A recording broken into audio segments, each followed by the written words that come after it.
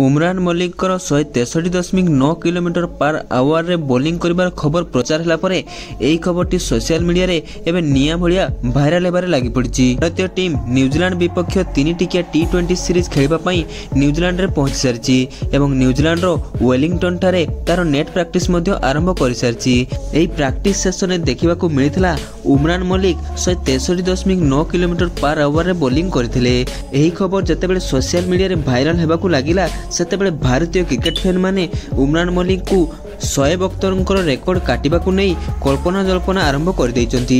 भारतीय cricket fan मानकर कहवा अनुसार अख्तरंकर रेकर्ड जदि के भांगी पारिबो से होचंती उमरान मलिक। तबे ए खबर जतेबेले शोएब अख्तरंक पाखरे पहुंचीची से ए कथा को नहीं तांको प्रतिक्रिया रखिचंती। से कहिचंती जे प्रैक्टिस सेशन रे तो जे के भी एमिति बोलिंग करि पारिबो किंतु ओरिजिनल मैच रो प्रेसर भितर एमिति स्पीड रे बोलिंग करबा होची काठिकर पाठ। तेबे शोएब मलिक एपरी बयान उमरान मलिक पई एबे गोटे चैलेंज पलटि जाइछि।